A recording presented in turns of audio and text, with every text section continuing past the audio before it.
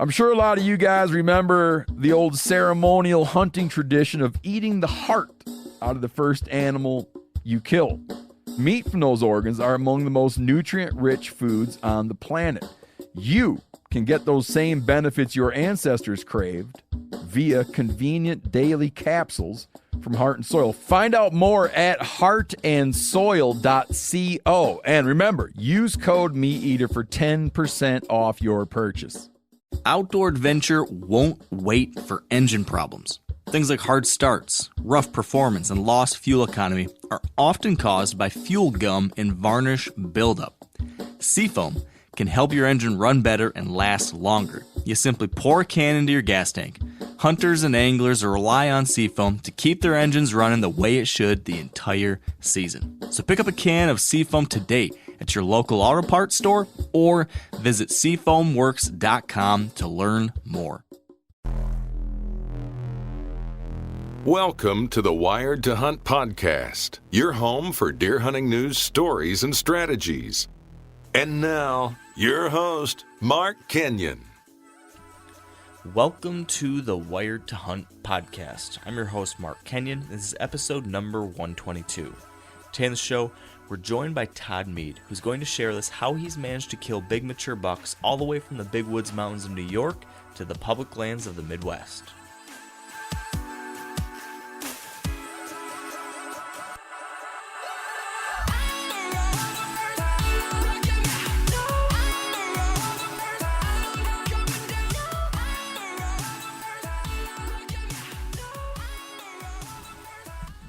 All right, welcome to the Wired to Hunt podcast, brought to you by Sitka Gear. And today, we're joined by Todd Mead, a hunter hailing from the great state of New York. And Todd brings some really interesting perspectives to the table as a deer hunter, as he's someone who has successfully hunted whitetails in some wildly different situations. He's had success both in the big woods, mountainous terrain of New York's Adirondack Mountains and the flat agricultural lands of the Midwest. And he's done it all DIY and almost exclusively on public land as well. So obviously this guy knows something about hunting whitetails, and I think we all can learn a thing or two from him. So with that said, today I'm going to grill Todd all about his experiences in both of these different types of situations. We're going to dive deep into what it's like to hunt in the big woods or mountainous situations like you might find in the Northeast, and exactly how to find and kill mature bucks in those areas. And then we're also going to explore how Todd's been able to have equally as impressive success on his cross-country whitetail trips to the Midwest and public land situations like that. So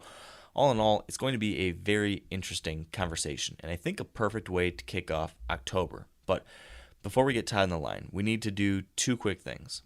First, this is a little bit kind of special here. Earlier this week, October 4th, marked the 3-year anniversary of the day that I quit my full-time job and went 100% in on Wired to Hunt. 3 years. It's pretty hard to believe that this much time has passed and that I've actually been able to do this for that long without the whole thing crashing in around me. But remarkably, I've been blessed with this incredible 3-year journey so far. And to be honest, it was scary as hell when I quit my job back in 2013. And many of you know that story, but I had a great job with a big tech company, and life was solid and safe and going as planned. But that kind of life and job, it wasn't where my heart was. And I knew that year in 2013, I had to make that decision. I had to finally decide to chase that dream, to listen to my heart, to wave goodbye to that safe, solid, secure, and instead embrace the risk and the opportunity of doing what I love for a living. And now here we are, 3 years later, and I think, by far the biggest reason why this whole thing is still going is because of you guys. It's because Wired to Hunt readers and viewers and listeners have allowed me to share my stories and my failures and my lessons learned. And you've stuck with me through it all. You've listened to the podcast and you shared the articles. You've given me feedback.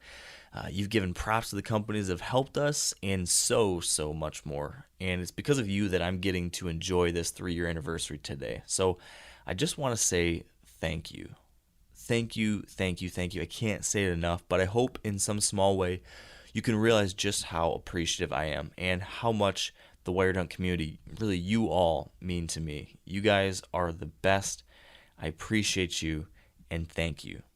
Now, to the second thing we need to do before calling Todd, We need to thank another person, well, not person, a company in this case, that being Sitka Gear, for sponsoring this podcast. They were actually the very first company ever to support Wired to Hunt. Way back in, I think, 2010, they started off. And they've really been instrumental in keeping this podcast and website afloat. So, as we do every week, we've got a Sitka story to share. And if you recall, in last week's episode, we began with a story from Sitka employee Alex Tannenbaum, who is relaying the kind of experience of one of his very first whitetail bow hunts.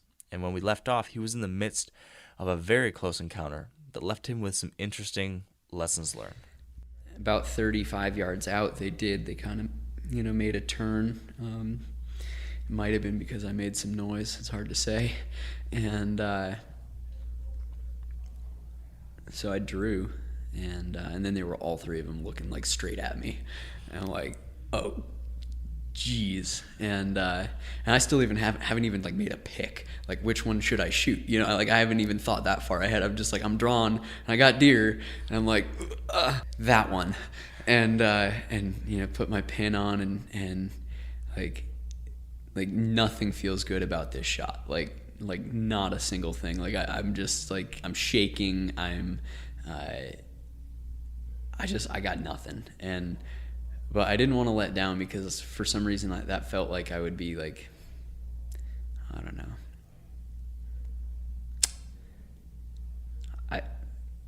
I think I was just still a pretty new hunter, and like that idea of letting down when I had an opportunity to shoot, like just didn't, it just seemed like maybe that wasn't like a I don't know, a virtuous thing to do. That wasn't what a real hunter would do. And so instead, I raised my bow up like way the heck over them and just touched off, and just shot way over their backs. And because then I could say, oh yeah, it was a clean miss, and so that was, in that like kind of, flood of totally illogical thinking and emotional thinking, that was what I did. So knowing what you know now, would you have done anything differently in that situation? Yeah, I mean, I guess looking back at it, if I could have changed the outcome, if I could have done something differently, like knowing what I know now, but the me of back then standing in that stand, I think I'd have just counseled that Alex of years ago to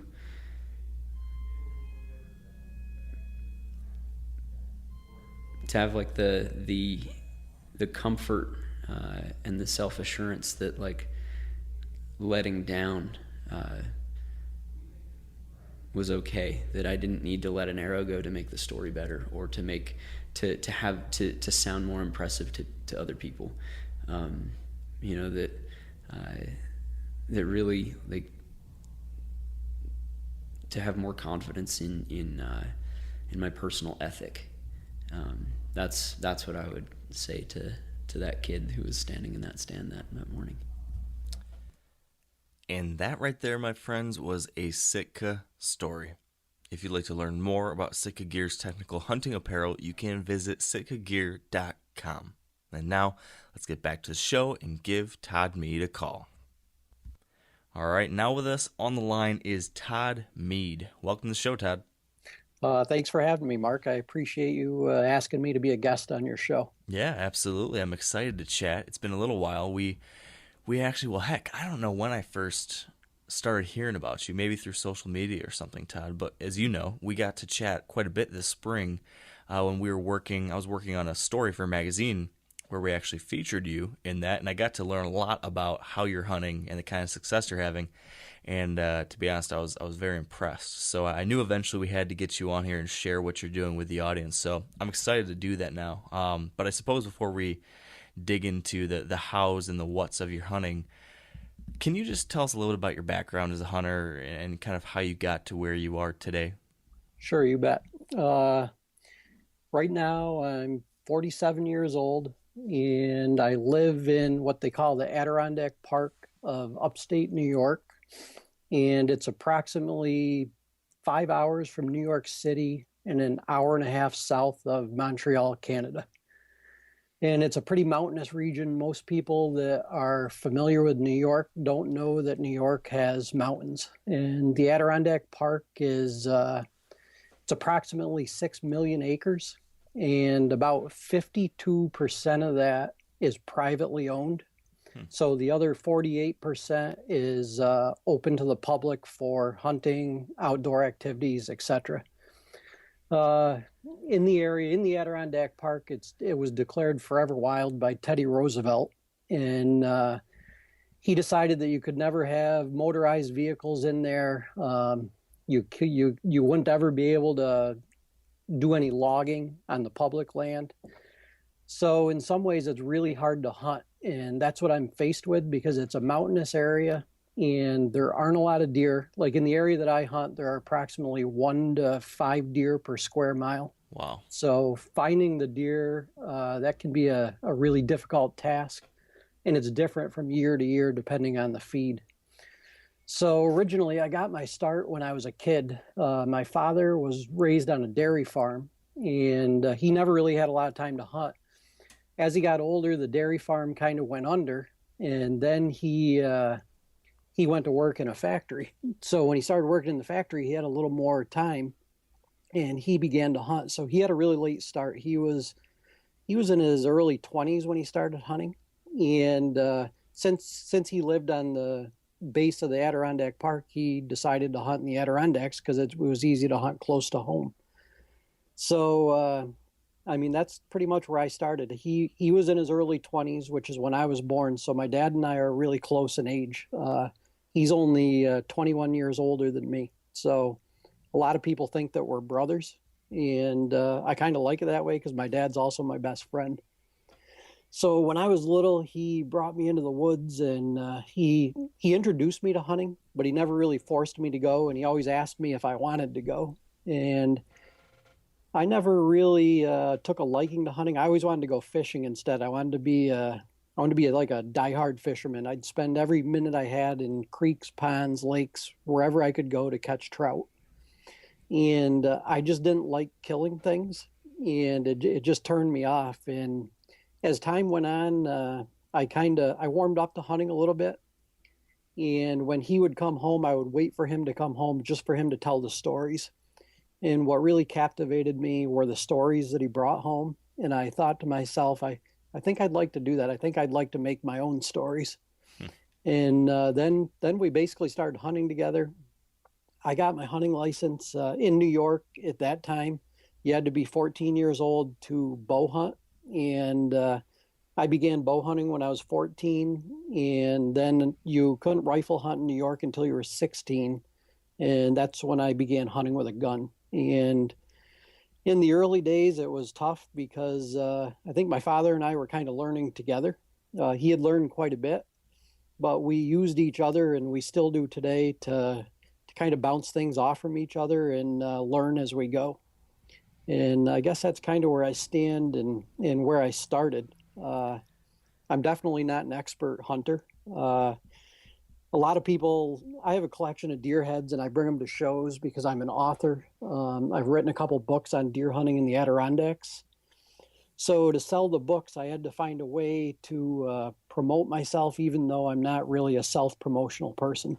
So I decided I have over 20 deer heads that are mounted, and my father has some on top of that.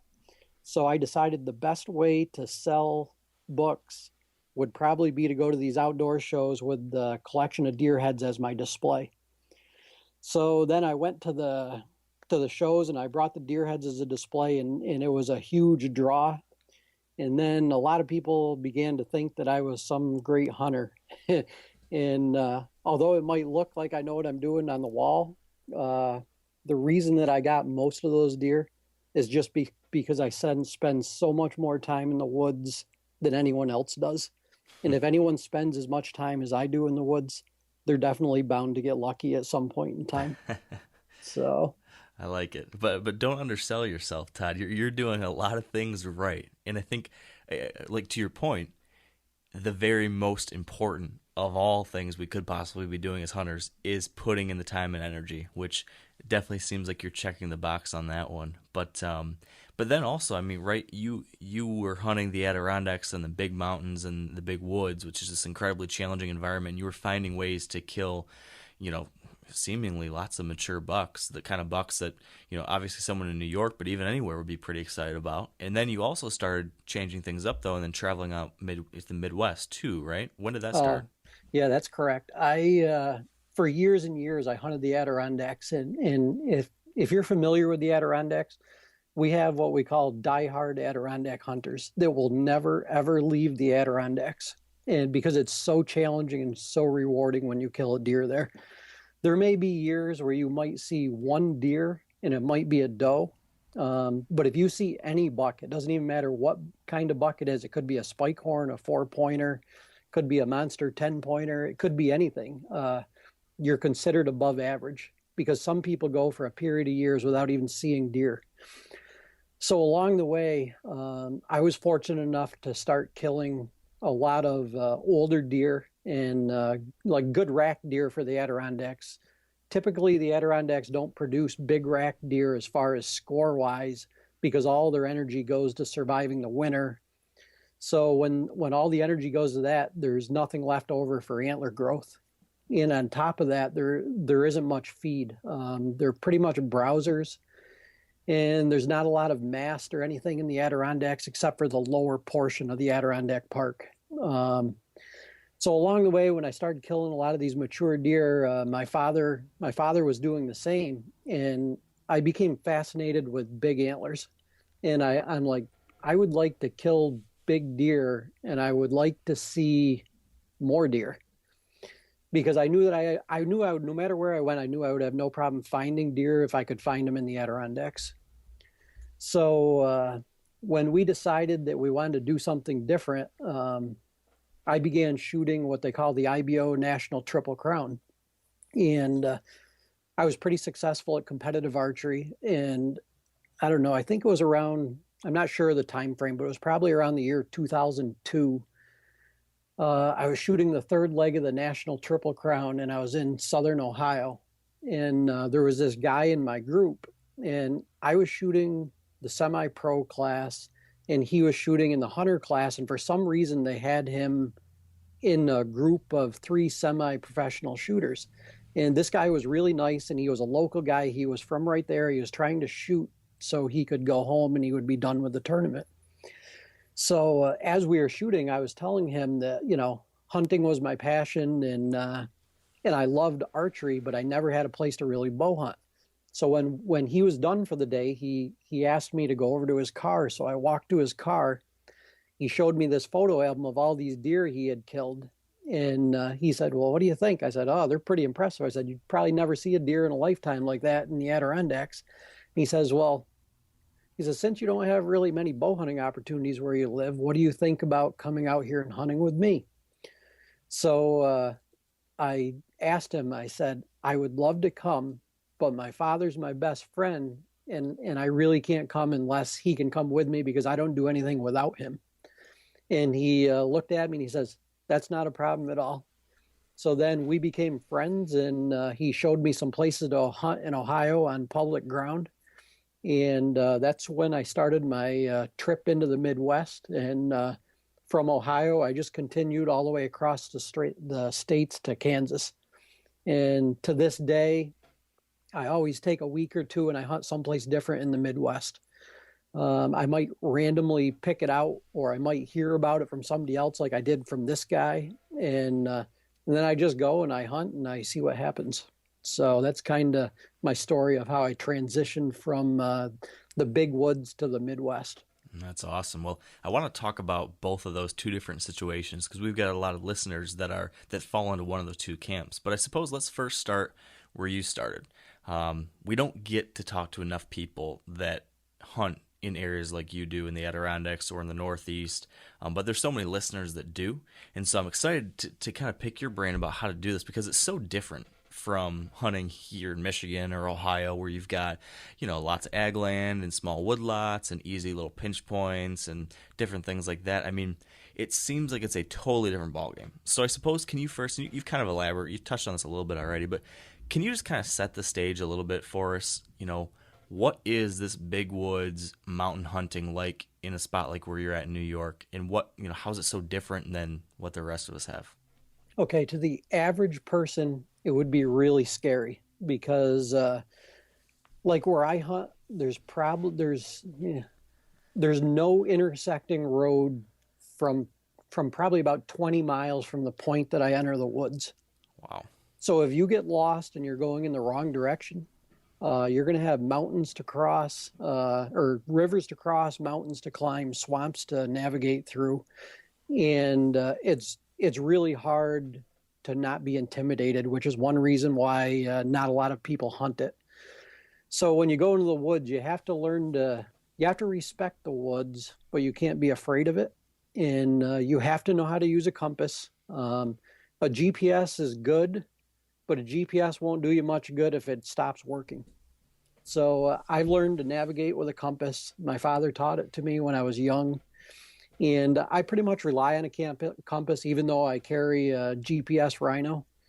And that's how I start. And when I say I pull up on the side of the road and I'm going to go into someplace new, I have a general idea. I've looked at it on a map and I know kind of what's in there.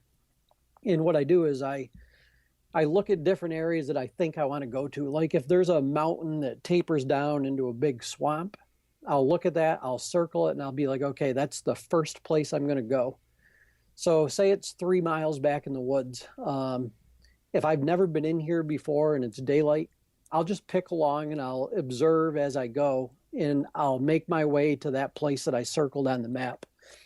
And once I'm there, I'll determine, is it a place that I'm going to come back to? How many good places are between where I came into the woods and where I am? And then from there, I'll continue on to, say, another place that I have on there, and I'll try to loop all the way through it and see what I can find. If I go through the area and I don't see any sign that I'm looking for, such as big rubs, signpost rubs, old scrapes with like licking branches, stuff like that, then I probably won't go back. I need something to show me that it's worth my time to go back there.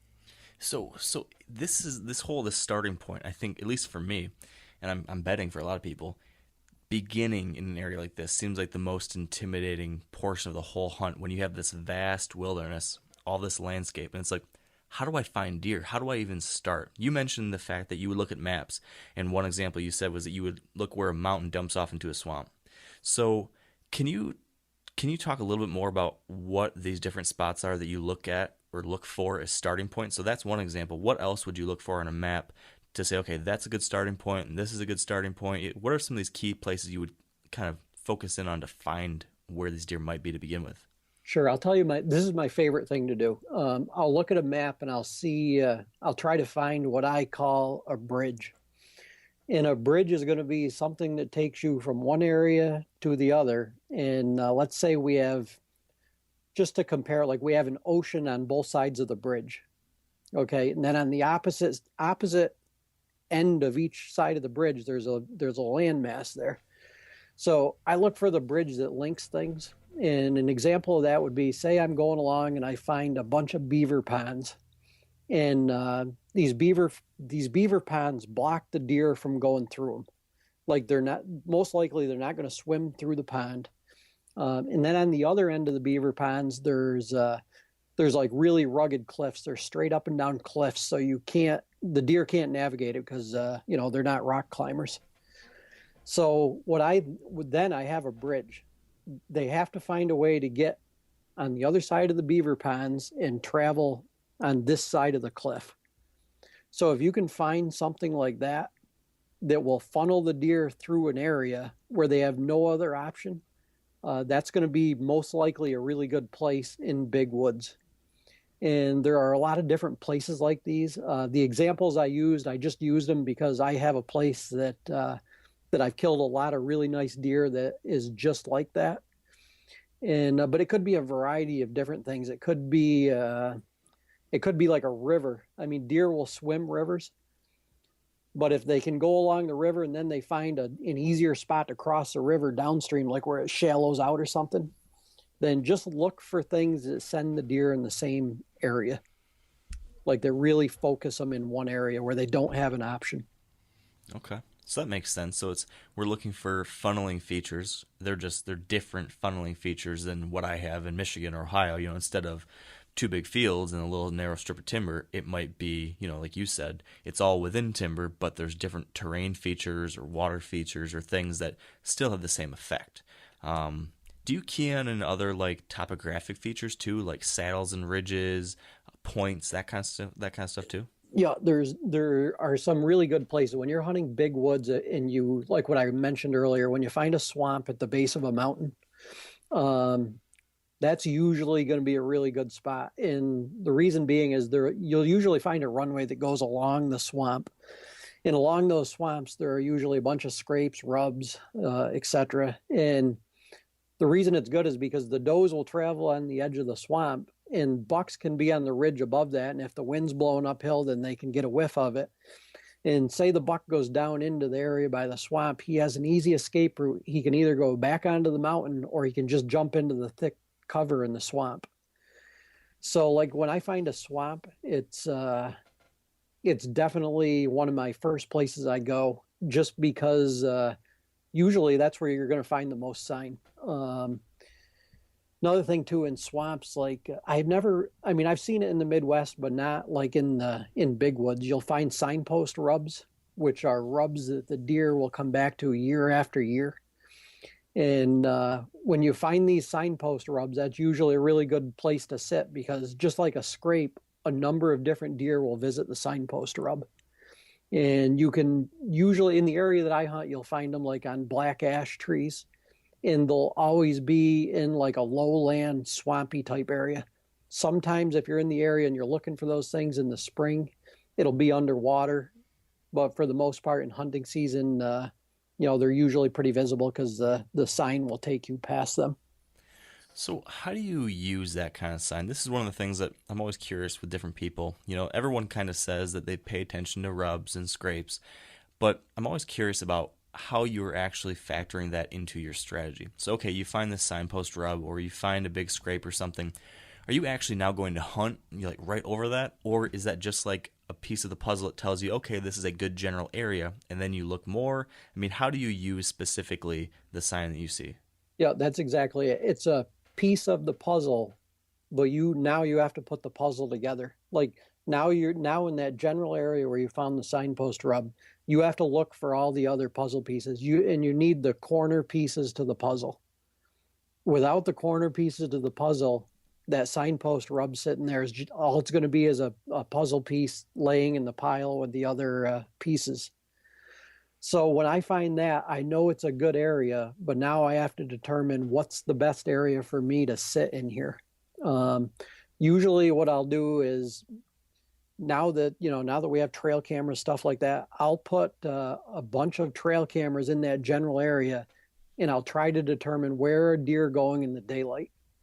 And if I can establish where the deer are in the daylight, then I know I'm on the right track. An example would be, I found this signpost rub a few years ago, and I put my camera on it. So I got two bucks hitting the signpost tree, and one of them was in the middle of the night, and one of them was at 11:15 in the morning. So I'm like, okay, I only have two deer on here. The camera was here all year. So I'm like, the odds aren't good for me to sit there. So I said, I have to do a little more research and figure this out. So then there's a stream that goes down there, and it kind of meanders back and forth, and then it dumps off into a bottom. And there's another small mountain that runs down in, and it creates a bench across that stream. So there were a few runways in there, and even though they were 100 yards apart, I put a camera on every runway. On the three runways, two of them I had active daylight pictures, like regular daylight pictures through November.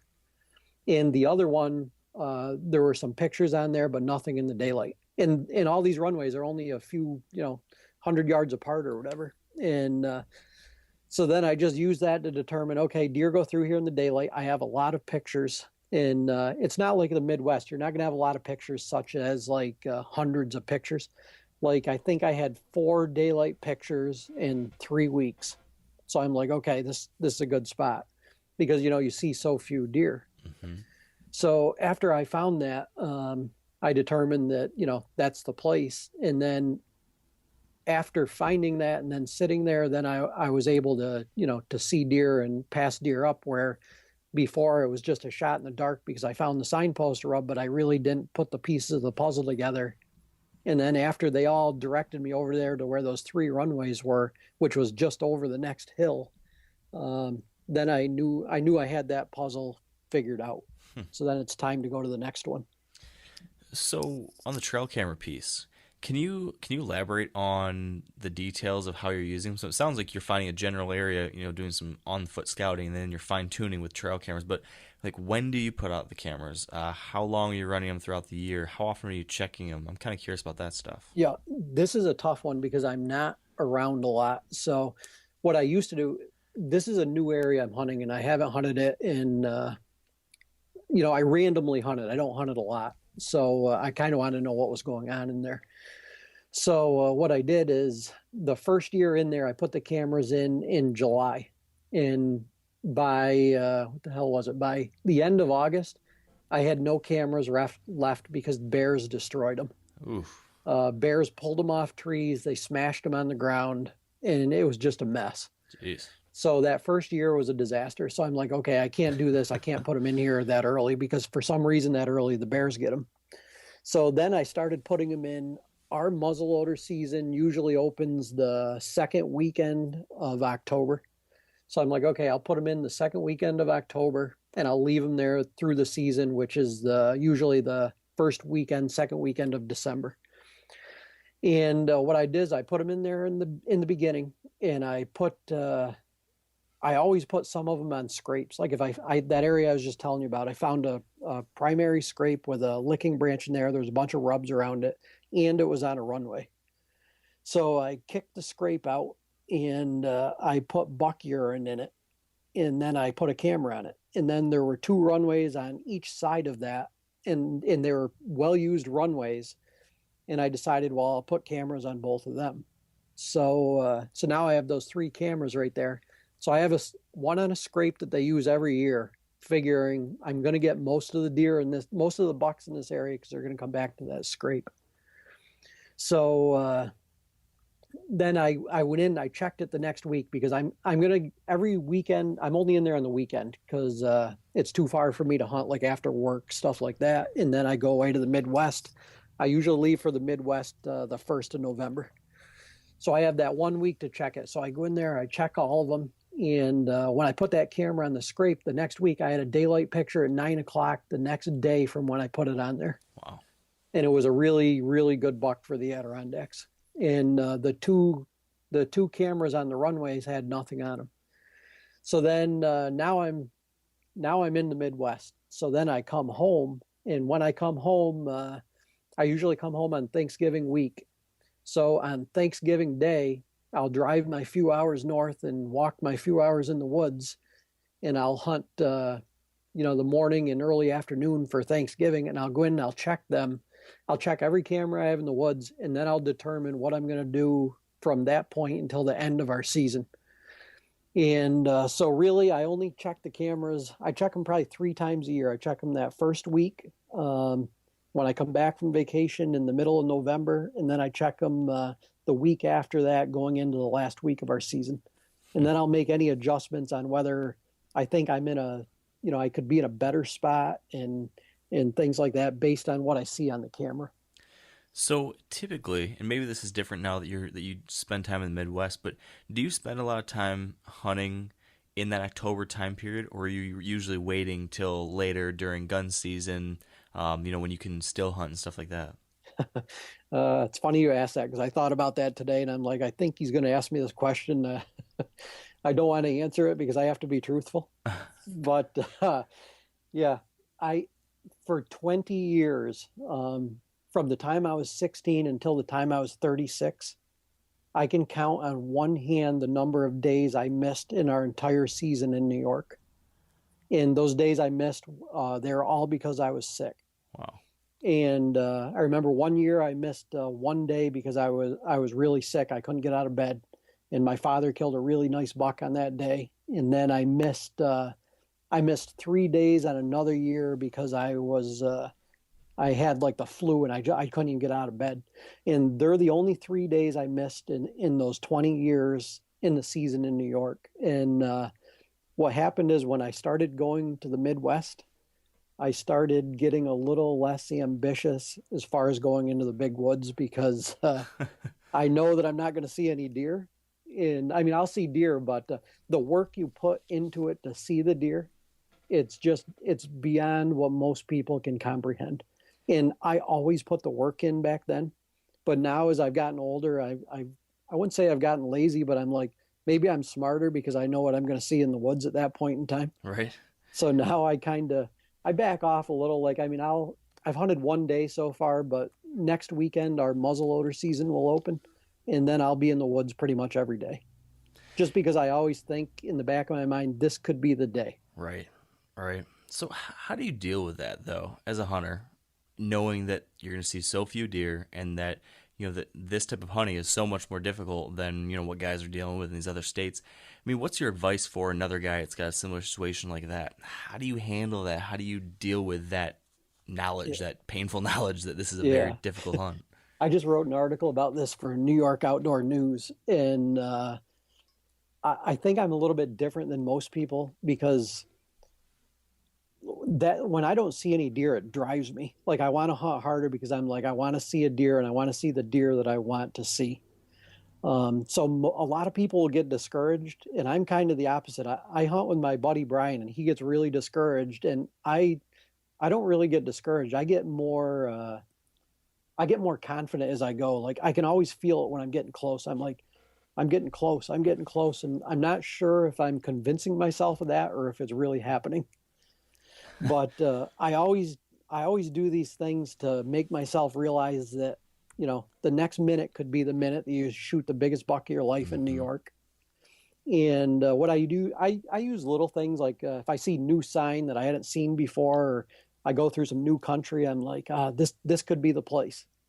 And I just use little things to motivate me. So it's not, I mean, you have to find things to motivate you to go in the woods. And one thing I enjoy being in the woods because I'm kind of a loner, and I like to be alone, and I like my alone time. And my mind wanders all over the place. And I've probably written 1,000 novels when I've been sitting in the woods. And it just gives me time to unwind and appreciate life, because where I'm from, it's really wild country. And it gives you a better appreciation for who you are and where you come from. Yeah, I imagine. So, converse to that. So, right, there's this innate challenge to hunting in an environment like that. But tell me about the feeling when you do kill a mature buck in a situation like that. It's got to be pretty incredible. Oh yeah, it's an unbelievable feeling. But then it can be followed by like extreme sadness almost. Because like some of these deer, like one deer, I hunted this one deer for a number of years, and I'm like, I am going to catch up to this deer. And every time the deer like outsmarted me, and it would blow, it would take off, I'd jump it.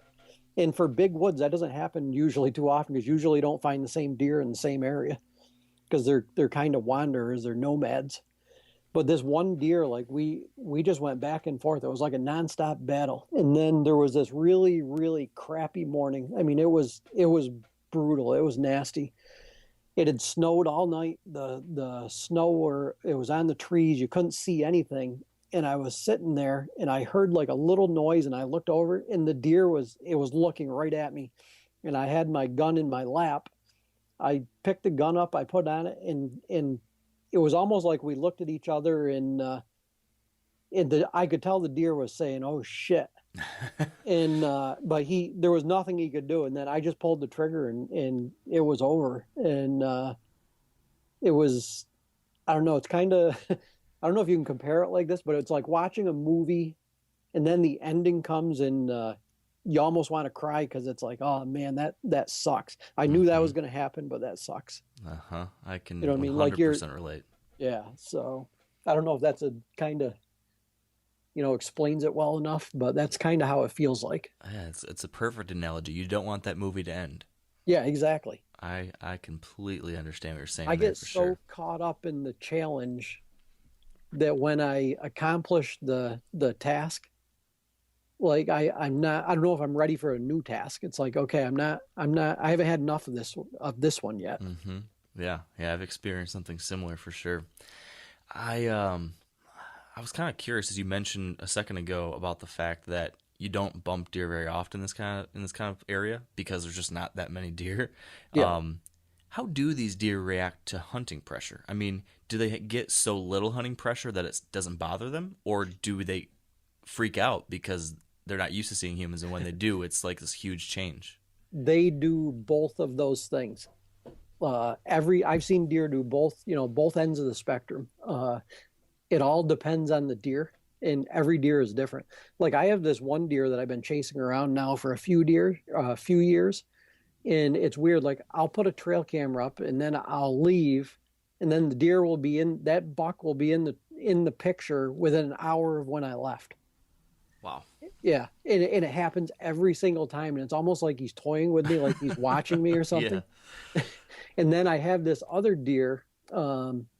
For the last 4 years, I've gotten one picture of him, and it's been on all different cameras.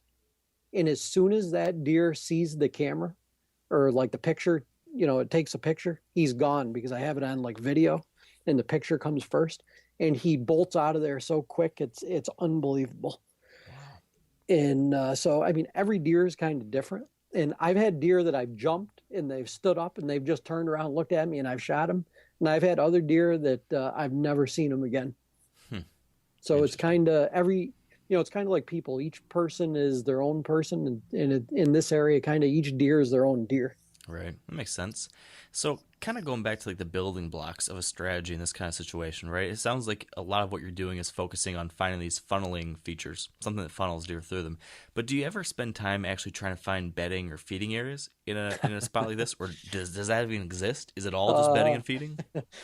The thing is with the feeding thing is what I do is when the snow flies, well, even when the snow's not on the ground, I mean, you can see where they paw around in leaves. Like say, I'm sure you're familiar with this. If you go to where there are a lot of oaks, you can see where they pawed around in the leaves. Leaves are turned over and they find the acorns. I always look for that early in the year because if I can find where deer are feeding, whether usually the area I hunt, it's mostly beech nuts if there are any nuts. And if I can find where they're feeding, I'll definitely go there because it's like a gold mine because they don't normally have that type of food because they really only have browse in the area. So the instant that I can find anything like that, I'll be sitting on it. And it doesn't matter whether it's early season, late season, middle of the season, because deer have to eat. And it's kind of like this. If you drive down the street and you see a Subway, chances are you're going to see people in it, right? Mm-hmm. True. So it's the same thing. So when I find something like that, it's like a Subway or a McDonald's. Like I know they're going to be in it because those restaurants don't exist in that region. Yeah. So I mean, they're going to go to the good food, and then usually like when the rut comes along or whatever, I know does will be feeding there, and if I can see does, then I know I'm going to see bucks because in the mountains, bucks will go for miles to search out a doe. And as far as bedding, like I've seen a lot of places where the same buck will bed over and over. It might be like on a ledge that overlooks a big bowl or something like that. But on the opposite end too, I think a lot of our deer are like random wanderers. They wander, and then they get tired and they lay down. Because it's not like they don't need a bedding ground like in the Midwest. In the Midwest, they need the bedding ground for protection. But in the big woods where they don't really have a lot of predators, such as like humans, the bedding area, it doesn't, I mean, some places I hunt, you'll see it, but for the most part, it's just random. They'll bed here and there. A lot of them like to bed high, high on mountains and stuff like that, where they're a little bit above everything. Yep.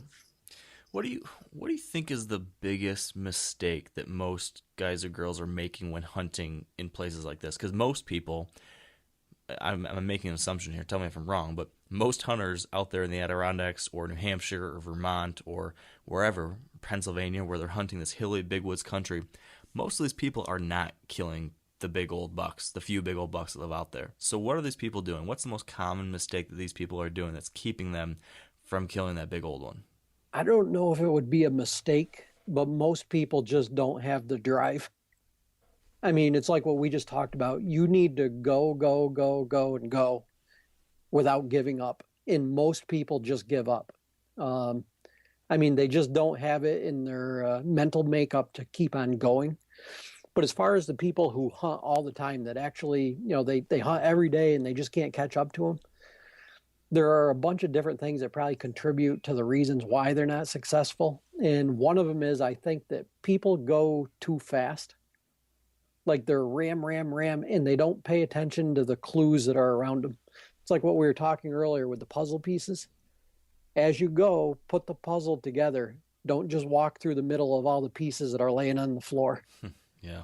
And that's what people do. They ram through the pieces on the floor without really trying to put all of them together. If you step back and you take the time to put them together, then the picture is going to be painted in front of you. And that's kind of what I try to do. And another thing I know that, like, I have a friend of mine who he just can't figure out why everybody else kills big deer and he has such a hard time with it. He'll see them occasionally, but he doesn't kill them. And he overanalyzes everything. It's okay to be analytical, but don't overanalyze yourself to death. Yeah. Because he just, every single thing, and it hurts my head to listen to him talk. Because I'm like, wow, I can't even imagine like thinking that much. Deer are habitual creatures, but if you were able to figure out their habit, then you'd kill a big buck every single year. They're, even though they're habitual, they don't have habits where you can just say, okay, I got this figured out. Anybody who says they have deer figured out, then I have a hard time believing that. Mm-hmm. Because a lot of it just comes down to luck. You put yourself in the right place and you're there at the right time. Like a deer might go through an area, whether you're in the Midwest or whether you're in the Adirondacks, it might go through an area once a week. If you're there on Tuesday and it goes through on Wednesday, then you're out of luck. But if you're there the same day he goes through, then that's your lucky day. Mm-hmm. So it goes back to that. If you put your time in, you'll probably be successful. And that's what I always tell people, just put your time in. Yeah. Yeah, it's funny. The mature deer sure have a way of making the best made plans look foolish. Exactly. But to your point, you have to do your best to make those plans and look at the puzzle and to try to put yourself in the best possible position. And then at least you've got the best chance of getting that luck that you just need to wait for and put your time in to eventually get. So that's another thing. Like people, I mean, a lot of people too, like I hunt in, most people in the Adirondacks, they don't hunt specific deer and they hunt in parties. That's why I'm a little bit unique in the Adirondacks, because I hunt by myself and I usually try to hunt a specific deer. And there are a lot of things you have to pay attention to when you're hunting a specific deer. And I think people just don't pay attention to that. Like a lot of my friends are trackers, and I tell people I don't have the patience for trackers. Then my tracking friends tell me they don't have the patience to sit. So you have to find, what works for you. And although I don't track, I still hunt. So, and when I'm still hunting, I pay attention to things like, a big buck is going to have a wider gait when it's walking. And you usually know it's carrying a good rack. Like you'll see where does will go like they'll go underneath trees, they'll go like in between trees, and a big buck won't do that because a lot of times his antlers won't go through there. So he'll walk around it. So if you pay attention and you see where like a deer walks around something, you're like, oh, that might be the deer right there. Or, some of them might have like a distinguishable mark on their track or something like that. And a lot of people don't pay attention. I mean, as you go, you have to look at the tracks and pay attention. Oh, okay, that one has a chipped hoof. I can see it right there. Yeah. And then it's the same deer. So, I mean, just try to pay attention to different things that deer do. Mm-hmm. Yeah, the whole thing with tracks is something that it's something that so many modern hunters I think overlook because we have, the technology like trail cameras and stuff to make, scouting a little bit easier, but it's something that I think given what you're saying and a lot of other successful hunters, it's something that should not be ignored. And I'm trying to get better at paying attention to that and learning what those subtle things are that you need to look for that might determine, yes, this is a mature buck, or yes, this is the type of track I need to be keying in, or this is a recent track versus an older track versus, all that kind of stuff. There's a lot of kind of woodsmanship that I think has been lost that I think we probably, all of us would benefit to learn a little bit more about. Yeah, that's where I'm kind of lucky because, like at my age, I started before all the technological advances in hunting. Mm-hmm. So I kind of, I have the best of both worlds. I have the old stuff to go by, and I have the new stuff to help me. It's just like when I'm in the woods or whatever, and you have a bunch of deer in an area. And I learned this from a friend of mine. You have a bunch of tracks, you get a track, and you're lost in there. You're like, oh, where the hell did he go? And a friend of mine from Maine, Randy Flannery, he says, just take a little stick, put it in the track, and break it off the same length as the track. He says, when you go through, just keep putting in the tracks till you'll find the same track because it'll fit exactly the same in the track. So then, like, if you thought a deer went out one way, you could find out just by that little stick you got in your pocket that it's actually gone the other way. And you're not wasting a lot of time doing that. So, and same thing, like people don't pay attention to when deer pee in the snow. And bucks will almost always, like, they tend to urinate when they walk, but at the same time, when they urinate, they shoot a hole in the snow. And does, like, if you see the tracks in the snow where does go to the bathroom, the urine will usually be behind, like, where the rear hoof prints are, because does have to squat to pee usually. So, I mean, if you pay attention to stuff like this, then you'll have a better idea of what you're seeing as far as the tracks, instead of just saying, oh, there's a lot of tracks here. Right. No, that's interesting. Yeah. That's to your point. So many of us run right through the puzzle without even really paying attention to what is there, without reading the clues. And that's one of those things that I certainly have probably not done a good enough job of paying attention to as well. So that's super interesting stuff. So I guess unless there's something big that you think we've left out on the big woods, let me ask that first. Is there anything that we should touch on when it comes to big woods or mountain hunting before we move on to what you're doing in the Midwest? Anything you want to make sure that you share or we touch on? Oh yeah, another thing on why people don't kill deer up there. What people do, and this happens anywhere. It could be like in Ohio, like where you hunt, or where a buddy hunts in Michigan or whatever. Mm-hmm. A lot of people will kill a deer. They'll kill a nice deer, and they'll go back there next year. Then they'll go back there the next year, and they'll go back there next year. I've killed a lot of deer in the same places. But at the same time, if I kill a deer in a place, I don't keep going back there just because I killed a deer there in the past. Like, if I go back there, there's a reason why I'm back there. So don't keep returning to the same place if the sign doesn't warrant you going back there. Yeah. See, because people think, oh, I killed a deer here last year, I'm going to kill another big buck here this year. And it just doesn't work that way usually. Yeah, it's a great point. Right? It comes down to, you said it, why? Why did I kill a big buck here? And if the answer to that question is, well, because he was randomly chasing a doe or something, well, maybe that's not somewhere you're going to kill a buck year after year. But if the answer to that is, well, because this terrain feature funneled him down here, then maybe that is a spot, right? I mean, that's exactly. It's asking exactly that question. Yeah. And then, another thing I do too is when I kill deer, if it's on the snow, I always backtrack them. Okay, I killed it. The deer is dead there. Before I do anything else, I'll follow the tracks backwards. And most people will never take the time to do it because they're so excited that they just killed a deer. If I follow the tracks backward, I might find out something that could help me in the future. And then I want to find out, where did the deer come from and what was it doing before it got to me? That's yeah. And that's another one of those puzzle pieces. You might find another piece of your puzzle even though you think you already put the puzzle together. So it's little things like that a lot of people overlook or don't do. And I think that stuff like that might help me be successful, more often than not. Yeah. Yeah, it seems like it. I love that idea too, backtracking. I always find myself like wishing like it'd be so cool if you could, of course I wouldn't want this to be in the real situation, but it'd be so cool to be able to have a deer that you could like track and see, have a radio collar on or somewhere. If I had like personal access to just see what a deer does during his day. I know some researchers do have that, and I guess maybe I just want to be a researcher and be able to have that, just to see how fascinating it would be to see how a buck spends his day. I'm always making assumptions about what I think they're doing and where they're traveling and how they're doing it, but I would love to like if you once you killed your buck, if you could like press a little button and then it show, okay, here's what he's been doing his whole life. I mean, that would be so interesting. And I guess what you're doing, backtracking it, is a real life way to get a little bit of insight into that. So I like that idea. It's entertaining. Yeah, for sure. As long as you have snow. Yes.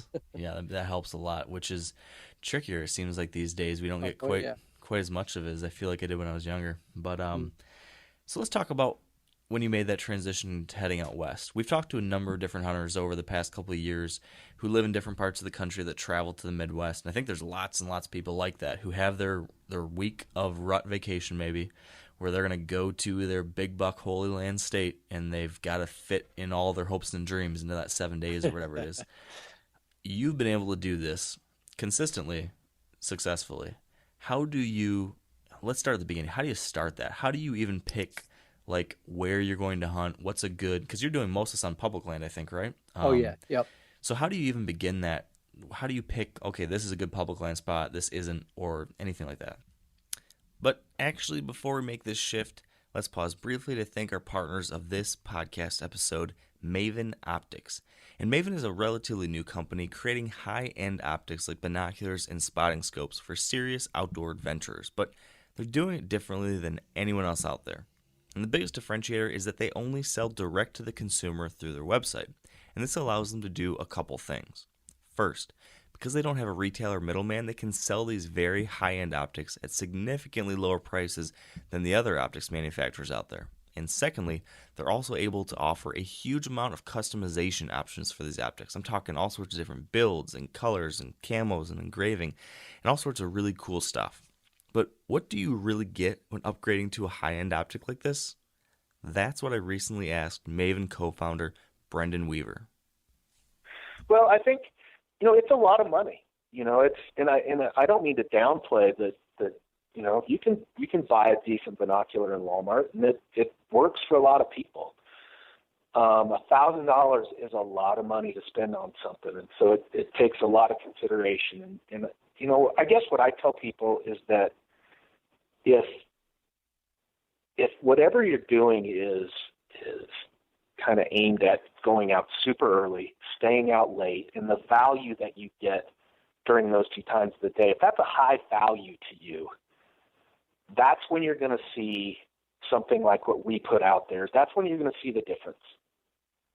If you take our stuff out and you line it up against every other brand in the market in the middle of the day, great light, I know what to look for.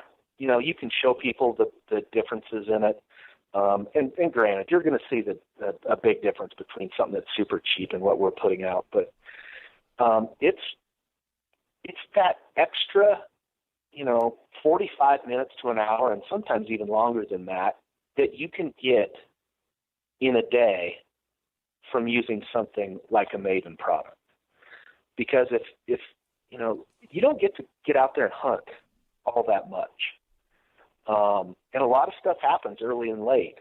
And if you can stretch that out for another hour, and let's say that you've got, you've carved out your vacation time, you've been looking forward to this hunt for 5 years, you put it together with your buddies, and you can make use of an extra hour of daylight a day over, a week, that's a lot of time. And that's, that can be pretty important. And it's, there's a chance that you don't want to spend, step up from $250 to $1,000 to make that happen. But I personally think it's worth that money to get that kind of performance. And that's what you get. You get flawless glass, but you get fantastic low light performance when you step up into a glass like ours. I can definitely attest to that. I've been using Maven binoculars for the last 2 years now, and wow, what you can see in those final minutes of daylight is way, way, way different than I used to with my old cheapos. So if you'd like to check out some Maven binoculars for yourself, even build up a sample set, you can go to mavenbuilt.com. That's Maven and then the word built, BUILT.com. And now back to the show with Todd. I was just asking Todd about how he begins this whole process of finding a spot to hunt on public land in the Midwest. I do a lot of research. And another thing too is I have a pretty big network of people across the country. I shot competitive archery for 25, 30 years, and I've met a lot of people across the country.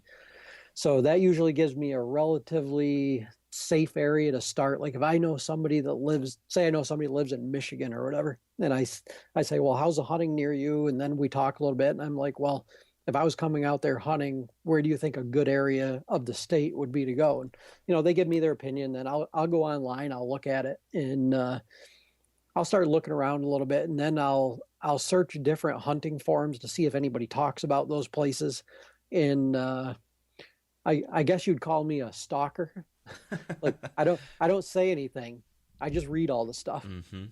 Okay. And then if I go like online on a forum and I find somebody, I'm looking at it and I'm like, ooh, like actually I've hunted Colorado, the same place for years in elk hunting. And so then this year I was looking at a different area. I just wanted to explore a little bit. And I'm like, holy cow, there's a guy that's signed on right there and his hometown is the same exact place I'm going. So I just sent the guy a note. I said, hey, I've hunted out there since 1990 and I'm coming out. Do you know anything about this area? I mean, it's just a generic random, question or whatever. And you'd be amazed at how people help you. And as long as I'm not infringing on him, like he's going to give me information. And I get a lot of information that way. And okay, for every 10 times you do it, you're probably going to strike out 8 times, but then you might just hit that one person that could really help you. Some people aren't willing to help, other people are. And I've formed lifelong friendships through stuff like that. I know years ago, it was in the mid 90s, maybe. I was online and this person wanted information on this special draw unit for elk hunting in Colorado. I had just hunted it the month before, and I knew I wasn't getting drawn for probably 4 or 5 more years. So I just typed to the guy, I said, this is my phone number, give me a call, I'll give you any of the information that you would like. So he called me up and he says, well, what can you tell me about it? I said, well, I've hunted it 3 times. I said, and when I was in there, this is what I learned, and this is where I killed the elk. And this is where I saw a lot of elk. This is the place I would avoid. Well, he went in there, he killed a really nice elk. And then he said to me, he said, if I can ever return the favor, he says, I'll return the favor. And I think it was actually like 1998, maybe. And in 2006, he called me on the phone. We kind of kept in touch, sent emails back and forth now and then, but it wasn't like a regular contact back and forth, but we did keep in touch. And like 2006, I think he called me and he says, hey, I got a place that you can look at hunting out here. He says, I have a little more time now where I can be involved in it, blah, blah, blah. And he lived in Kansas. So that's how I started hunting in Kansas. And then when I started going out there, he gave me more and more information. I met more people out there, and one thing led to the next. So that's kind of how I go about finding my places. And then I'll also go through almost every state has on their website, they have conservation areas. I click on almost every single conservation area and I study everyone and I write down what it has that I like. And then if I find enough of the stuff that I like in it, then I set it aside. I'm like, okay, this one has to get looked at further. So then I'll go down and then I'll come up with, say, 30 or 40 of them. And then I'll just keep on narrowing it down until I find the place I want. So then when I decide where I'm going to go, I have my place I'm going, but I have no idea how many people are going to be there. So I'm like crossing my finger it's not going to be overwhelmed with people. So when I get there, I have a plan. I'm going to look at this place, that place, and that place. And I'm usually with my father and either one or two of my friends. So there's like 4 of us that travel together. So each of us bites a chunk off and we all go in our own directions. And then we come back and we decide it's worth hunting or it's not worth hunting. And if it's a maybe, then we'll give it a couple more days or whatever. But if it's a no, then I go to my next place on there, even if it's a 3-hour drive away. Okay, we're going to the next place. And I won't waste time in some place once I get there that it doesn't show what I want it to show. And so I don't get sucked into some place that I shouldn't be. Mm-hmm. And I think that's the secret. You have to be willing to move, and you have to be willing to blow a week or 2 of your vacation. If I come home with nothing, I don't care, because I've come home with nothing before. And if I come home with nothing, then it's a bad trip if I didn't learn anything. Yeah. But if I learn something, then I'm probably going to capitalize on that in the next trip. Yeah. So I want to take a jump back to something, and then I want to talk a little bit more about those first couple of days of your hunt. But first, you said that you're looking at all these pieces of public land, like, you find it on the state website, and it sounds like you're looking at maps and stuff. And you mentioned that you're looking for certain good things on these properties, and if a property has enough of the good things, then you're going to focus on that. What are the things you're looking for? What are those good things that you're trying to key in on that tell you that this property could have potential? One thing that I look for is I'm from the Adirondacks, so I'm looking for pieces of land that have a lot of timber on it, which of course, sometimes that's hard to find in the Midwest. Number one, I know if I find timber, it's going to keep a lot of people out of it because people are afraid of the woods, no matter how big they are. So if I can find acreage that's, anything above like 1,000 acres of wooded area, then I'll definitely circle that. Like, this is a place I need to go, because 1,000 acres, it might not seem much, but if you're in 1,000 acres of woods and you've never really hunted woods, you've hunted field edges, stuff like that, it can be really intimidating for the average guy. Mm-hmm. So I look for that, and I look for places I can access only by boat. So if I can only get there with a boat, then I'm almost sure it's going to be good. So, I do that, whether it's a river, a lake, a stream, like whatever it is. So those 2 things out of the way. I also look for areas that either are closed to hunting. It might be a place around there that there's no hunting allowed. It might be owned by like a government agency, might be owned by, say, like a church group, and they own a big piece of land and there's no hunting allowed on it. Because then I know if there's no hunting allowed on it, it works as a sanctuary mm-hmm. for deer on the public land, and that's where they're going to go. Yeah. I look at plat maps to see who owns the land around it, and then I'll research that online. I'll be that silent stalker again. And some places, one place that I found was really good because I knew that this person hunted on their own land, and they were a presence in social media. And I'm like, I just found your land. And it bordered public land. Wow. And I had read where they had killed like 190-inch deer on it. And I'm like, there's no way that deer wasn't living on that public land. Wow. So, I mean, you have to, it goes back to the whole thing about you have to be a little more motivated than everybody else. And that's kind of what has led to me being successful, I think. Mm-hmm. Yeah, I do a lot of that plat book stalking too, but I've got a buddy who just takes it to a whole different level. Like, he literally knows everyone for like 2 counties. If you mention a last name, he's like, oh yeah, such and such is over by this street and that street, and I hear there's a co-op down the road from there, and I heard that such and such has got the number 6 buck in the state, and gosh, he knows everything for all of southern Michigan. he and I should get together. Yes, there'd be some interesting conversations.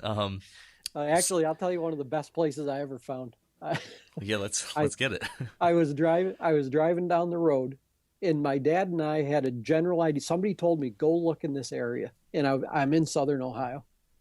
So I'm driving along and I'm like, we're driving down this road and I look and there's this guy taking this picture on the barn. He's got his deer heads on a barn and he's taking a picture and he's got his bow and it's, and he's standing. And as soon as we drove by him, I looked and I said to my father, I said, turn the friggin' car around. I said, that's so-and-so. I said, I saw him in North American whitetail last month. Wow. And he turned around, and this is on a back road in the middle of nowhere. We're basically kind of lost, even though we know where we are, but we don't know how we got there. Right.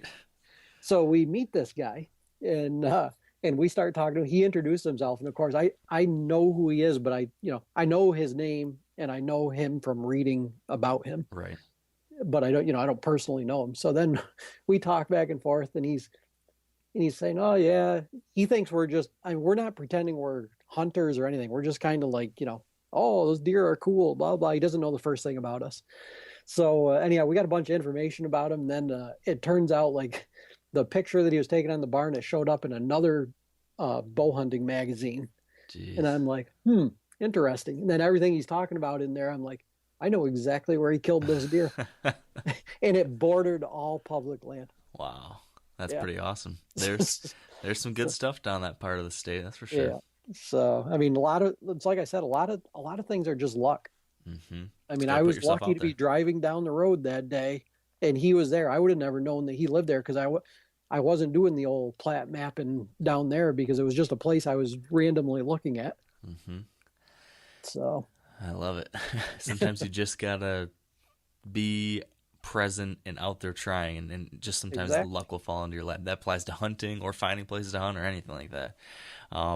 Really quick, kind of taking a little tangent here. You talked about how one of the things you look for is water, where water keeps people from accessing places.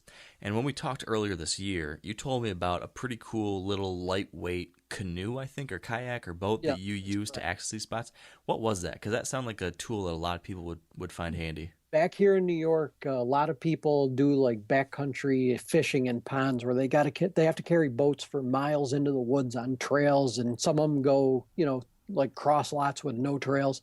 And the boat, they're called Radisson canoes. What they do is they come with 2 oars. You sit in the bottom of the canoe, and it's lightweight. It's like 25, 35 pounds, and they come with, you can get a shoulder strap for them so you can carry them kind of like a backpack almost. And you walk through the woods with them. And these things are great because they're fairly stable. You wouldn't want to be in it if you weren't comfortable in a canoe. They're fairly stable and they can get you almost any place that you want to go. And we use them. We usually bring 2 of them with us. And then we're able to get down small streams. We're able to get across big rivers, ponds, lakes. And but one thing you really have to do is you have to have a life jacket with you. I mean, I would never go in the water without a life jacket. Yeah. How expensive are those? Do you have any idea what they run? Oh, shoot. I would say the last I knew they were running between like $600 and $700, but that was a long time ago, so I don't know. They make there's another person up here in the Adirondacks that makes a Kevlar canoe. And those are a little bit more unstable for me, and they're a lot more expensive. And they're called Hornbeck canoes, and they're made right here in the Adirondacks. Interesting. I was just at REI last night actually, and they had something called an Oru kayak. The brand was ORU is how you spell it, and it basically was a kayak or a small canoe that packed up with backpack straps on the back of it, and it packed up into basically, I don't know, like about the size of if you were to buy a hang-on tree stand, the box that a hang-on tree stand comes in. Yeah, that's basically what this packed down to, and then you could just throw that in your back. That was an interesting idea I saw too. I don't know how much that cost, but having a portable boat like that would seem super, super handy to access some of these spots. So fast forward. Let's fast forward back to where you were talking about last. So you've got a handful of different public properties you're going to hunt. Now you and your buddies and your dad, you start going out there these first few days. So tell me, how are you hunting those first couple of days? Are you just sitting observation stands, or do you know, I want to go right to the best spot? Tell me, how are you first hunting? And then what do you need to see that either tells you to stay or go to a new spot? We probably piss off a lot of people. because we're kind of like wild Banshee Indians. We will walk through every single bit of the property. Like I'll cover every single bit of it. I mean, I'll zigzag it, I'll do everything. And I'm sure people get pissed because it's in November, you're on public land, people are on their vacation, and I'm walking all through the woods. And we all do the same thing. And what we do is we walk, in the first day, we'll try to determine where do we want to go? Like, where do we want to start on the next day? And then, like, I'll either mark it with my GPS, like, okay, I'll mark the waypoint, and then I'll have it right there. And like, this will be number 1, number 2, or whatever. And then the next day, I'll go back there. We'll all go back to wherever we found, and we'll hunt there in the morning. And then we'll see what happens in the morning. We'll meet in the afternoon, and then we'll come up with another game plan. And like, say you're hunting on like a, public area that's 4,000 acres or something, and it's on a bunch of different roads. We'll all go to a different road, and we'll all do our thing, and then we'll come back and we'll discuss it, and then we'll make a plan from there. Like, my father and I try to do what I call cut areas off. Like, if he finds a place and it looks like 2 of us can be in one area and we might be able to get a big buck, say there's big buck sign in there, then be like, okay, maybe if 2 of us are in here fairly close together, then one of us will get a chance. And that's really key to hunting. You need really, really good hunting partners. If you don't have the right hunting partners, your trips can be a disaster. Yeah. Like, I mean, you can't care who kills the deer. I don't care who kills the deer, whether it's me, my buddy Doug, my buddy Brian, or my father. I don't care who kills it, as long as one of us gets a good deer. Like right now, I'm getting a lot of a lot of people have found me because I had to do a little self-promotion because of my books and stuff. But those 3 people that hunt with me, my father, Doug, and Brian, I mean, they're just as successful as I am. And without them, I wouldn't be as successful as I am. So it's kind of like a team type thing. Yeah. So when you're out there, what is going to tell you? I guess I still want to know, what's the criteria to stay or go? If you guys go out there and you check out these areas, if you see another hunter or a couple other hunters, is that game over? We got to try to find a different spot, or is it? Give me some more details on that. No, it all depends on the area I'm in. Like, if I go into an area and there are people hunting in there, like, one of my biggest pet peeves is when I get to where I'm going and there's somebody parked there, and I'm like, oh man. But then I'm like, wow, there's a lot of woods in there. Most people hunt certain areas all the time. They don't move around. So I'll go in there and I'll wander around. If the person isn't in an area that I found that I like, I'll stay in there. If they're in an area I found that I like, then I won't go back, because I don't think it's fair to them. Even though it's public land, it's not fair to them. So when I'm in there looking around, I usually look for as many scrapes as I can find in a fairly tight area, where they're not far apart.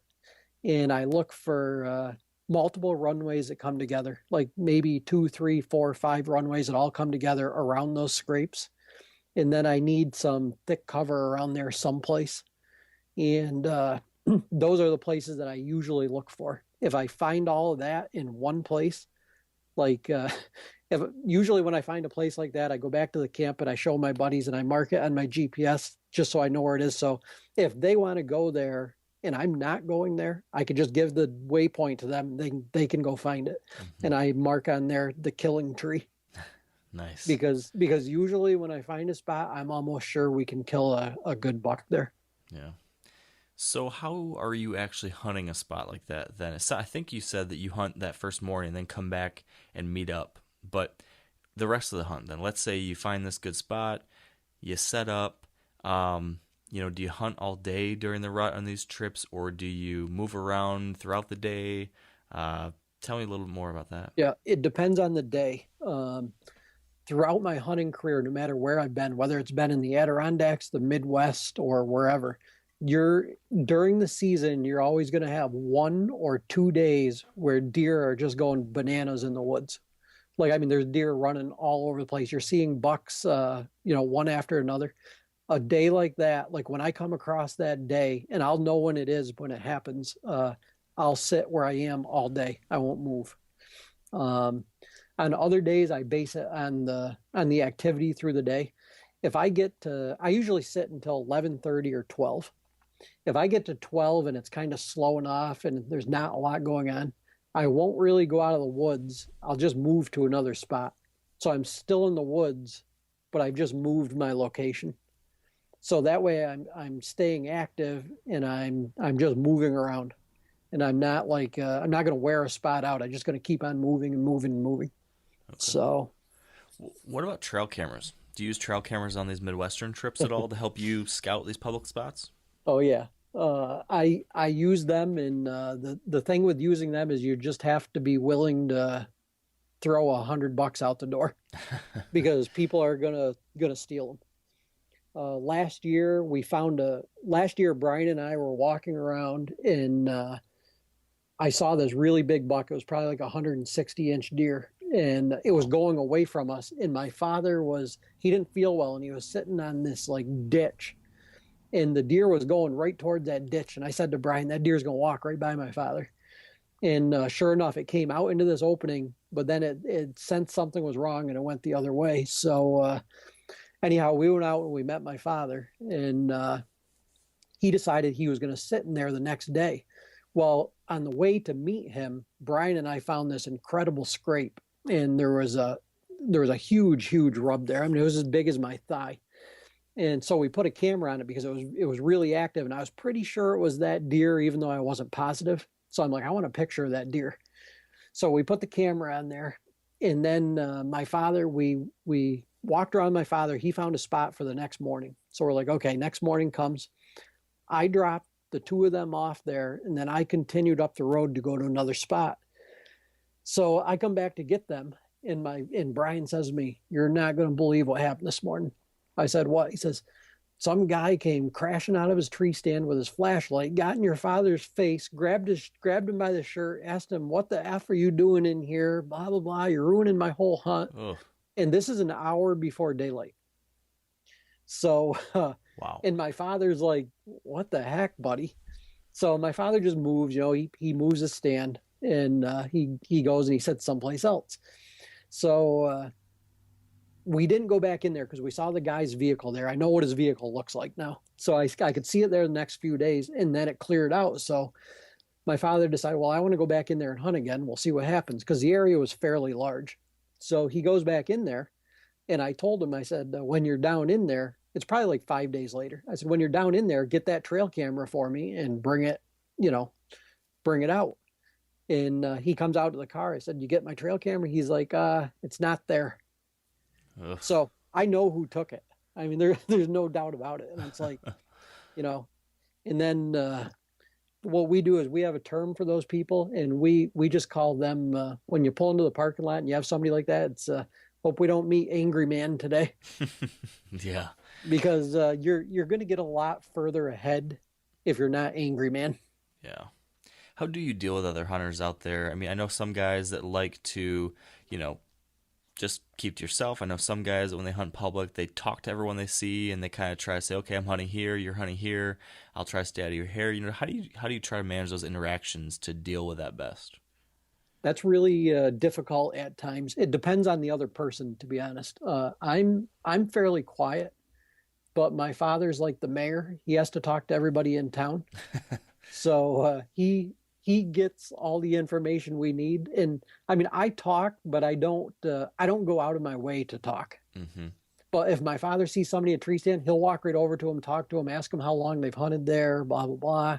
Where are you from? And he's made some really good friendships. Actually, we've made some really good friendships from doing that. Mm-hmm. But then when you get in the opposite situation, like what I just told you, like this year when I was in Colorado, we one day we decided to hunt someplace different, and we had to drive there on an old forest road. So we pulled off this forest road, and I had hunted there before, and I pulled down in there, and there's a guy there, and it's I don't know, it's like an hour and a half before daylight, and he's standing next to his vehicle putting his socks on. So I pulled up and I said, "Where are you going to hunt today?" And he's like, he starts swearing at me. He's like, "You got to be effing kidding me. Are you really going down in there?" I said, "It's a huge area in there." I said, "I just want to know where you're hunting so I can make sure I can avoid you." because I'm really familiar with this mountain. Mm-hmm. And then he just teed off on me. And then finally he got in his vehicle, spun the tires in the dirt and took off. And I'm like, Jeez. and I said to Brian afterwards, because Brian's with me, I'm like, was I in the wrong there? I mean, it's public land. He doesn't own the land. And I said, I'm not going to interfere with his hunt. I'm going up an entirely different drainage than wherever he says he's going. It's not even, he's not going to hear me, not going to see me. He's going to have no idea where I am. Wow. So every person you deal with is different. It's just like daily life. Like if you go to the grocery store, you know, sometimes your cashier is nice, sometimes she's not. I mean, it just depends on who the person is that you're dealing with. Mm-hmm. So true.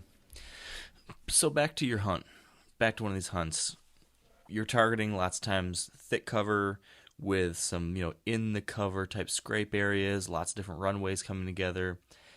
Are you also, I mean, it sounds like, I mean, these types of areas probably are funnels of some type, but are you also keying in on like the traditional Midwestern type funnels too, you know, where like the pinched timber between two fields or that kind of stuff? Or are you trying to just, is that kind of stuff the types of places where you see all these other guys in public and you're trying to get back off that farther? That's exactly where I see all the other people. Like people like to read magazines and do exactly what it says in the magazines. Right. Which is conducive to hunting your own land or private land. Like it's funny because everybody says if you read public land hunting and you know, I'd be the first one to do this too, say, oh, get as far away as you can. I've killed 2 of my biggest bucks. I could see the road and I could see people walking on the road. And everybody says, oh, you can't kill big deer next to the road. You most certainly can if you do it the right way. And so I don't know. I use different tactics, but as far as that goes, like being next to the road and stuff like that, if you can find a place where deer cross the road, you can usually see their tracks in the dirt right there. Most people are going to be right next to a parking lot. And what I do is we'll do like what we call a drop off. Drop me off and I'll run into the woods right there. And the one deer I killed, I was about 75 yards from the road down into a gully, and I could see back up into the road, like where the road crested, where people were walking up there. And I killed a really big 10-pointer, like a 150-inch 10-pointer. And I could, at the time that I killed it, I could see 3 other people that were hunting, but they were just standing on the road. Wow. That's awesome. Yeah. So, I mean, you have to be a little bit creative. And you have to be willing to take a chance. So, yeah. How aggressive are you in other types of tactics like calling or scents or decoys or any of that kind of extra stuff? Do you fool around with anything like that on these hunts? I usually sit in the tree and I'm pretty quiet because one thing that you're going to get on public land, no matter where you go, you're going to hear the guy that's over there with his deer bleat and he doesn't stop all day. Like last year I was hunting a piece of public ground. I climbed in the tree. And it was a long walk. I got in there an hour and a half before daylight. And I'm right next to a road by private property. I'm right on the border of public road, or public property and private property, but I can see the road, but I couldn't come in that way because it's private. So about a half hour before it gets light, I can see somebody coming. So, and they have a flashlight. I turn my flashlight, I'm in the tree, and I'm in this row of pine trees. I flash the light at them twice, and there's 2 people. And they turn their light off, and I don't know what they're doing. I can't see them. It's dark. They're probably 100 yards away. So then I see one light come on, and it starts coming right to me. The guy comes over, climbs up a tree right next to me. He's 20 yards from me, but I can't see him because it's all pine trees. He gets in the tree. It's before it's even daylight, and he starts calling on his grunt call. And then he's rolling his bleat can over. I'm like, oh, my Lord. And I have a little bit of a temper sometimes. Okay, this went on until 11 o'clock. So what is it? It's like 5 hours. Yeah, 4 or 5 hours. Brutal. And it's nonstop. It never went for more than like maybe 15 minutes. So then finally and he knew I was there, but I'm like, okay, I've had enough of this. So I coughed really loud, like, basically like the shut up cough. Mm-hmm. And then he's quiet. So then like another 10 minutes, he starts doing it again. And then finally I'm texting my father. I'm like, this guy is driving me effing crazy. So then I couldn't handle it, and I probably shouldn't have done this, and I don't like admitting I did this, but all my buddies thought it was funny as hell. Finally, I couldn't handle it anymore, and I yelled, "Shut the F up!" And the guy's 20 yards from me. He climbs down the tree, and he kind of like tiptoes out of there, back out through the private ground, and I felt really bad afterwards, but I just couldn't handle it anymore. You were the angry man that day, Todd. Yeah, I was. Yeah, so I decided I better not be angry man anymore. Oh, that's funny. So then anyhow, after the guy leaves, okay, I had seen a few deer throughout the morning. They were filtering through the area. I was next to the CRP field, and I could see deer out through there. Within a half hour of that guy leaving, bucks just started filtering through there. And then I sat there for another hour or two, and I saw 9 different bucks. Jeez. But I saw nothing the whole time he was doing that. It was almost like they knew that he left. Wow.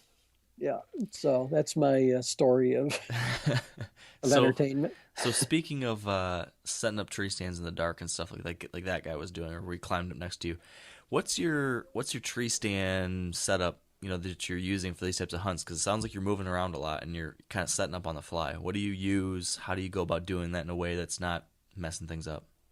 What I do is no matter where I go, especially if it's a place I've hunted before, I'll find one place, and if it's allowable, I'll put a portable tree stand there and I'll leave it, and that's going to be the spot that I'm going to go back to, fairly regularly. I'll visit it throughout the week, so I'll leave that there. So I'll always have something to go to. It'll be out of the way of other people, where I think is out of the way of other people. And then besides that, I carry a lone wolf sit and climb tree stand. And that's what I have on my back, and I walk all over with it. When I'm walking through the woods doing the exploring stuff like that, it's always on my back. So after a few weeks, it gets a little bit heavy, but it is what it is. And the only thing that really stinks is sometimes you have to get in a tree instead of the right tree, and it can cost you. But that's the price you pay, and you're on public land, so it's, you do what you can. Yeah, that's one of those tricks, is like figuring out the right balance between the right spot versus the right tree and all that. And how often do you fine tune on a public land hunt like this, where you only have a short handful of days? Like, are you the type that, you set your stand in this general area, and you like the general area, and you're just going to put in your time there because eventually something will go right? Or do you tend to err on the side of, you hunt that first day and you see the bucks, you see you have a good encounter, but the buck's like 70 yards away or something? Are you going to just hold it out there because eventually something will come in closer? Or do you like to move like right away to get up close to where you're seeing the action and just keep on adjusting, even if it's only like 30, 40, 50 yards? Yeah, my father and I are a little bit different. Like last year, he was in this one area. He kept seeing this really big buck. He moved 3 consecutive days. And I told him to leave. I set the tree stand. He moved it 3 times. I said, leave it alone and sit where it is. Okay. So then in the end, he ended up getting a shot. And of course, I had the bad spot and blah, blah, blah. But I usually don't move a lot. If I sit someplace and deer are filtering through there, and I know I'm in a good spot, like a place where a lot of things come together right there, I'll just wait it out. Because it's not like I'm hunting in a field where I can see, okay, they're coming into the field over there, or they're coming through the hedgerow right there. So I'll kind of wait it out. And another thing is, I don't usually stay in an area too long. I'll hunt there like one morning. If I don't see any activity there, I'm usually out of there. And then if I go there and there's a lot of activity, I might sit there the next day and I'm like, okay, I'm done there. So I'll kind of move around a lot. And then like going into it, I'll end up like, if I go back there in the future, if it was worth returning, I'll have a lot of spots to return to that I know are pretty good spots. So that's one of the challenges I have during the rut, is when I find a spot that like should be a good rut spot, or maybe I even know historically it's a good rut spot. There's something to be said for just putting your time in there, right? And eventually something will come through. But then there's always the alternative, the other side of the coin, that's if you're not in the action where it is right now, you could be missing it all. And so like I always battle with this internal debate of, do I just stick it out here long enough and you're here long enough it'll happen, or do I keep moving around till I find that, the hot spot at that time of the year? how do you make that decision yourself? I mean, how do you know when it's time to go versus when it's time to stay? That's really easy for me, and I always give people the same exact advice. I go with my gut. Whatever my gut tells me, that's exactly what I do. And sometimes it's against what my mind tells me. Like my mind tells me, like what you just said, this is a good rut spot. I really need to stick it out, blah, blah. But my gut says, I can kill a deer over on that creek crossing. Something inside me tells me that's the spot to go. I never second guess it. That's where I'm going. So it's like I said earlier, I don't overanalyze. My gut tells me to do this, and that's exactly what I'm going to do. I found myself slowly getting to that point a little more. I think it's something that comes with experience, I imagine, for more and more people. And I think as I get more and more experienced, I'm beginning to have more faith in my gut. Yeah. And to your point, I think when you start going that route, I think it does two things. One, your gut is probably, right, that quote-unquote gut instinct. It's just the accumulation of years and years and years of all this experience kind of informing you subconsciously of, something. But then I also think, and maybe I'm wrong on this, but when you go with a gut decision, you will inherently have more confidence in what you're doing then. Because if you followed your gut and you're sitting in the spot where your gut told you should be, you're going to feel more confident about that hunt. And I think when you're more confident in where you're sitting in a hunt, you're more alert, you're more ready to take advantage of whatever might actually happen. And so I think, I don't know, maybe it's a self-fulfilling prophecy sometimes, where because you believe in it, because you trusted your gut, you actually can make something good happen. Maybe it's just like 2% better chance, but I don't know. Maybe sometimes that's all it takes. That's exactly it. Like when my gut tells me to do something, I'm like, I don't know, I might be like a freak of nature, but like everything inside me tells me this is the morning. Mm-hmm. And if I go into the woods and I'm like, I should have sat over there, as soon as that thought comes in my head, I'll get out of the tree stand. I don't care if it's been daylight for a half hour, and I'll go to that other spot. Huh. Like I don't waste any time. Like as soon as something tells me you shouldn't be here, I go to the other place. And that's something I think a lot of people struggle with. I think especially on these short trips like that, it's so easy to stay put, right? I mean, that's the easy out. But I got to believe that when every year I'm in a similar situation, but when you only have 7 days or 5 days or 10 days or whatever to get it done, right? I mean, you can't. Oh yeah. You can't miss those opportunities. You have to go for it. Yeah, it's. You're going to come up empty-handed now and then, but if you keep gaining experience, then you're going to learn the places to avoid and the places to go. And like years and years of experience, like I can look at something and say, I don't know about that. And then I put my father there. That's the just in case spot, just in case he might see something there. Mm-hmm. And then I go to the good spot. So. Dad gets garholed. Man, teaches you how to hunt, and that's what he gets. No, it's funny though. We'll share stands. Like one year, he sat in this stand for 5 straight days. There was a big buck chasing a doe on the opposite ridge, and he could see it, but it would never come down across the ridge over onto his side, and it was over there every day. And he didn't want to move over to that other side. So finally he said to me, he says, you come over and sit in my stand, and I'm going to go down to the bottom of the hill, and that thing's going to come off there someplace. So I'm like, oh, okay. And I'd been hunting someplace else. I went over there. I climbed up, sat in his stand. It's daylight. It got daylight. I'm there for a half hour. And at that point, I shot the biggest buck that either one of us had ever shot. So Whenever he looks at it, he says, yeah, that's my deer. I said, yeah, but I shot it. Oh, man, that's how it goes sometimes. So we have got to wrap things up, Todd, but I want to get one final thought from you, I guess. If Sure. you could offer one final piece of advice or one final concept that someone needs to wrap their head around that we haven't talked yet about when it comes to hunting this type of scenario, what would that final wisdom be? Oh, shoot. I have like a zillion things. You could pick any of the zillion. I'll probably get crucified for this, but I'm going to tell you, don't pay attention to the wind. And don't listen to all the moon stuff. If you have vacation and you didn't know it when you picked it and it's during the full moon, I've killed just as many deer in the full moon or half moon as I have any other time. I think a lot of public hunting land, deer are used to, surviving. They have to survive. But at the same time, I think a lot of public land has less pressure than private land, as long as you find the right pieces of public land. And what I mean by the wind thing is if you're hunting in places where, they're wooded, like big mountains, like where I hunt Adirondacks, or in the Midwest where I look for the big timbered patches. When you set up, like there might be those 4 or 5 runways I was talking about. When you set up there, I mean, you might have an idea where you think the deer are coming from, but most people take their vacation during the rut, and the deer tend to run wild then, and they'll come from every direction in the woods. So don't get up in the morning and say, oh, that's a really good spot, but I just can't hunt there because of the wind.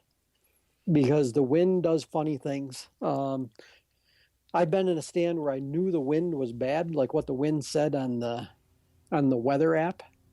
And I'm like, oh, bad wind, because it's blowing up into that field. I'm on the edge of the field. But at the same time, I had hunted it enough to know that when the wind was in that direction, it blew up and over the field. So too many people, when they look at the wind report, they think they know exactly what the wind is going to do, which they do, but they don't know exactly how that wind reacts in the area that they hunt. So, I mean, pay attention, but don't let that ruin your hunt.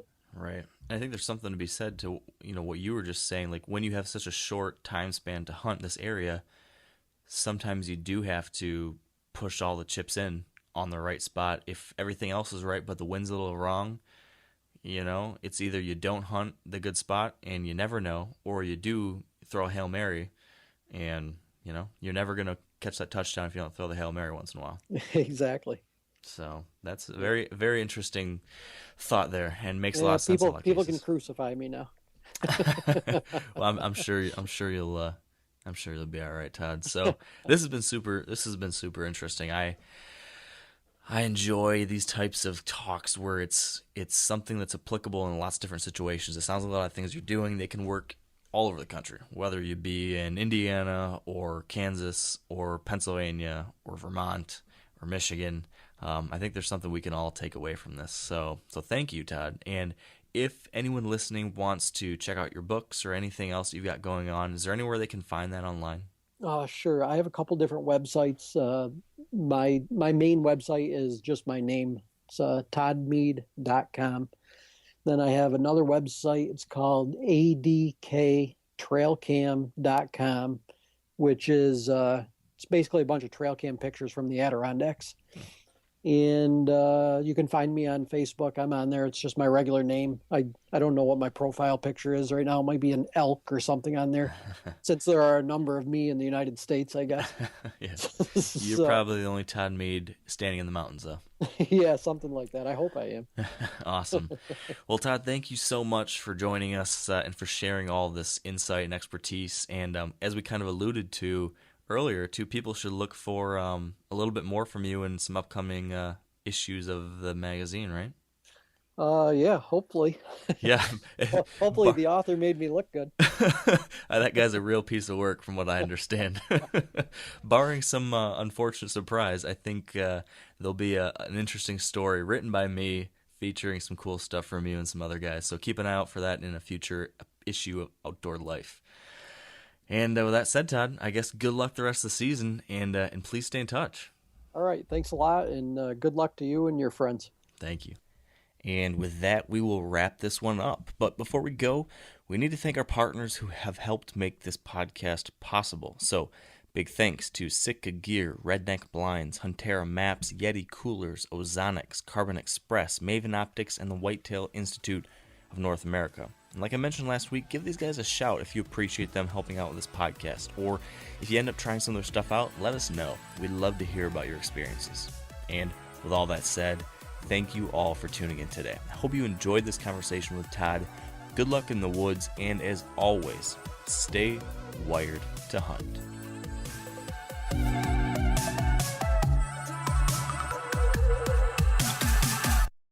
I'm sure a lot of you guys remember the old ceremonial hunting tradition of eating the heart out of the first animal you kill.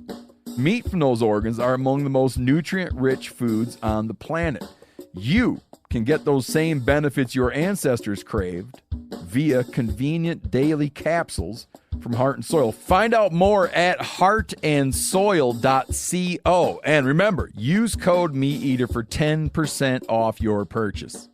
Outdoor adventure won't wait for engine problems. Things like hard starts, rough performance, and lost fuel economy are often caused by fuel gum and varnish buildup. Seafoam can help your engine run better and last longer. You simply pour a can into your gas tank. Hunters and anglers rely on Seafoam to keep their engines running the way it should the entire season. So pick up a can of Seafoam today at your local auto parts store or visit seafoamworks.com to learn more.